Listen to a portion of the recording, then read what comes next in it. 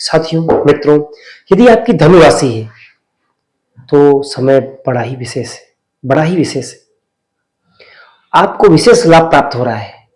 आपको ध्यान देना है। क्या है? राजयोग बन रहा है। राजयोग कैसे बन रहा है? केंद्र और त्रिकोण के संबंध बन रहे हैं। केंद्र के स्वामी त्रिकोण में, त्रिकोण के स्वामी केंद्र में, ऐसा हो रहा है।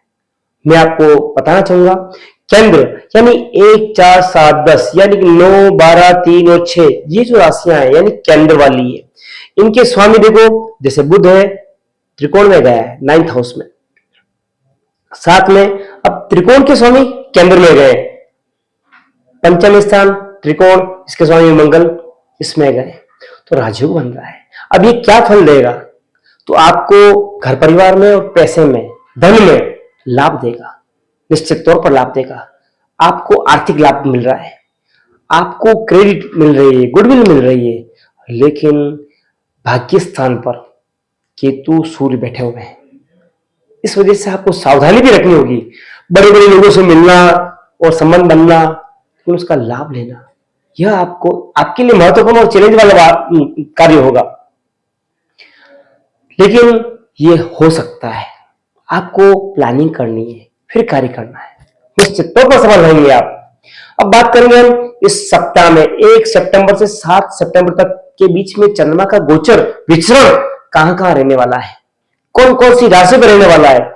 हम सारी जो बातें बता रहे हैं, यह साप्ताहिक कुंडली जो है, इसमें ग्रह गोचर कहां कहां है और विशेष चंद्रमा का जो मूवमेंट है उससे क्या क्या फल मुझे मिलेगा, प्राप्त होगा, ये मैं आपको बताऊंगा। सर्वप्रथम लग्न से शुरू करते हैं। तो राहु आपके तृतीय भाव में कुंभ राशि पर है, चतुर्थ स्थान पर जो है मीन राशि के ऊपर शनि विराजमान है। फिर देखिए सप्तम स्थान पर मिथुन राशि पे बृहस्पति स्थित है। फिर अष्टम स्थान पर कर्क राशि पे शुक्र स्थित है। भाग्य भाव में केतु, सूर्य और बुध स्थित हैं। और दसम स्थान पर कन्या राशि पे मंगल स्थित है। तो और द्वादश जो है भाव में वृश्चिक राशि पे चंद्रमा स्थित है। यह आपकी 1 तारीख की कुंडली बनी हुई है और केवल चंद्रमा का मूवमेंट रहेगा जो वृश्चिक, धन, मकर और कुंभ इन स्थानों पर उपभ्रमण करेंगे, बाकी ग्रह यथावत रहेंगे। तो इससे आपको किस किस दिन क्या क्या करना है, क्या क्या सावधानी रखनी है, ये हम बात करेंगे और क्या क्या आपको मिलने वाला है। तो फर्स्ट डे यानी कि 1 सितंबर में आपको क्या करना है? तो अगर उस दिन यात्रा प्लान कर रहे हैं, नहीं करनी है। किसी को पैसा दे रहे हैं, नहीं देनी। लंबी दूरी कुछ आपकी प्लानिंग चल रही तो उसको भी छोड़ना है। साथ में अब्रॉड से कुछ कार्य कर रहे हैं, नहीं करना है। वीजा अप्लाई कर रहे हैं, नहीं करना है। कहीं से ट्रेडिंग कर रहे हैं आउट ऑफ स्टेट से, तब भी नहीं करना है। एक दिन बचना है। फिर साथ में आपको नेक्स्ट यानी 2-3 से आपका कार्य बिल्कुल परफेक्टली हो रहा है, इजी वे में हो रहा है। चंद्रमा यहां से यहां जाएंगे और गज केसरी योग बन जाएगा।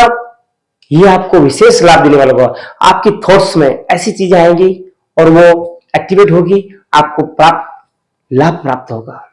अपने संबंध मधुर रहेंगे, दाम्पत्य जीवन मधुर रहेगा, जीवन साथी से संबंध मधुर रहेंगे और आपसे सभी लोग प्रभावित रहेंगे। जो कहेंगे उसको लोग फॉलो करेंगे। फिर चंद्रमा का मूवमेंट आगे बढ़ेगा धन स्थान पे, तो धन स्थान पे वहां पर भी आपकी विशेष लाभ की स्थिति आएगी, पॉजिटिव रहेगी।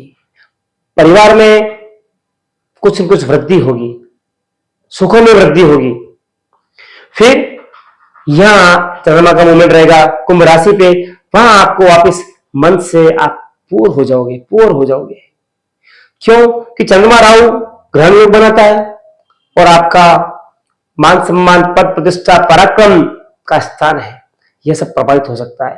तो बी बोल्ड रहना है और कूल रहना है। तो निश्चित तौर पर यह समय भी शीघ्र ही निकल जाएगा और लाभ की प्राप्ति रहेगी। बहनों से कुतर्क नहीं करना है, डांटना नहीं है और छोटे भाइयों को भी अच्छे से मोटिवेशन देना है। तो वो जो 2 दिन है लास्ट के 6 और 7, ये भी आपके लिए पॉजिटिव रहेंगे। फिर इस सप्ताह में कुछ विशेष हो रहा है। क्या? कि 6 तारीख को अनंत चतुर्दशी है, भगवान अनंत का पूजन करें, दर्शन करने जाएं, वो धागा अपने राइट आर्म पर धारण करें। निश्चित तौर पर भगवान अनंत की कृपा रहेगी और सारे कार्य ऐसे होंगे, पॉजिटिव युक्त रहेंगे, लाभ युक्त रहेंगे। फिर नेक्स्ट डे यानी कि 7 सितंबर को पूर्णिमा है एवं श्राद्ध पक्ष शुरू हो रहा है। परिवार में किसी की पूर्णिमा की पर दातती हो या उनका जो है देहावसान हुआ हो, आपको ज्ञात हो, उस दिन आपको पितृतर्पण करवाना चाहिए, पितरों के निमित्त भोजन करवाना चाहिए, ब्राह्मण को बुलाना चाहिए, पूजा पाठ ये अवश्य करना चाहिए, तर्पण इत्यादि। फिर माला भी करा सकते हैं। आपको पीपल में जल, दूध, तिल्ली, जौ, श्वेत पुष्प, पीत पुष्प रखकर पीपल में अर्पित करना है। पितृभ्य नमः, पितृभ्य नमः इस मंत्र का जाप करना है। छोटे बच्चों को भोजन करवाना है। विशेष भोजन में खीर अवश्य बनानी है। प्याज लहसुन का प्रयोग नहीं करना है। आप देखिए आपका सारे कार्य बिल्कुल अनायास सहज में सुंदर हो जाएंगे। अब हम विशेष बात करेंगे लकी डे कौन सा है, तो 2-3 तारीख आपके लिए लकी डे है। लकी कलर कौन सा है, तो येलो पिंक कलर आपके लिए लकी कलर है। अवॉइड करना जो दिन है वो 2 और 3 जो रहेगा आपके लिए अवॉइड वाली डेट है वो 1 तारीख है, क्योंकि द्वादश चंद्रमा है, द्वादश चंद्रमा है, तो इस दिन आपको बचना चाहिए। फिर बात करें विशेष चीजें क्या है, हेल्थ के ऊपर बात करें तो हेल्थ में आपको कमर के आसपास ध्यान रखना है, गिरने से या चोट लग सकती है।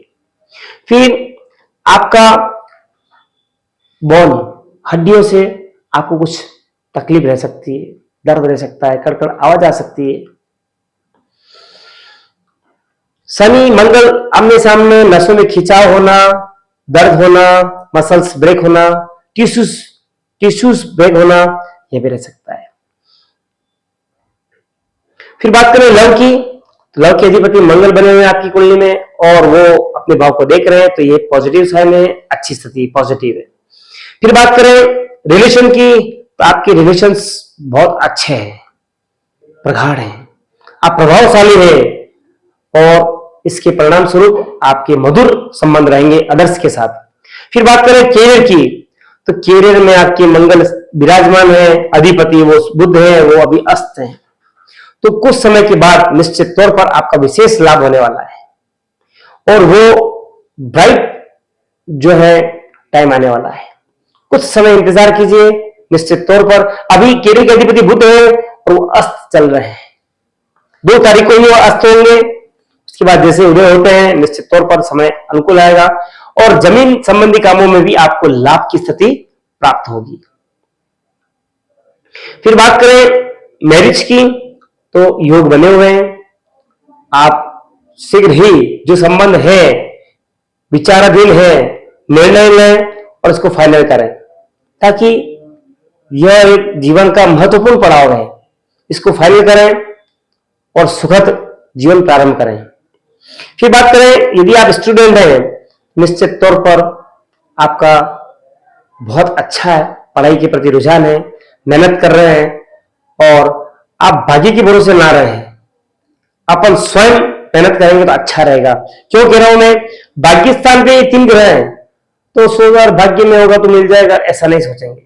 पढ़ाई करेंगे, पंचम को देख रहा है, समय आपके हित में है, मेहनत करें और लाभ प्राप्त करें।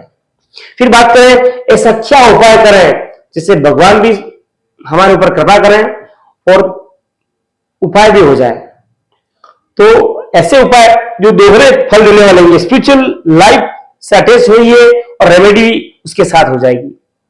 तो आपके लिए सबसे अच्छा है भगवान सूर्य भगवान को जल चढ़ाना प्रातः काल और गाय को रचका डलवाना, हरी घास, और भगवान गणेश जी के दर्शन करना। ये 2 कार्य आप करें, निश्चित तौर पर आप सभी जगह विजय प्राप्त करेंगे। मेरी बातें अगर आपको अच्छी लगी हुई हो तो मित्रों से, परिवारजन से शेयर करें, चैनल को सब्सक्राइब करें, लाइक करें और कमेंट बॉक्स में अवश्य आप लिखें श्री चार भुजाय नमः, विष्णवे नमः। धन्यवाद, प्रणाम।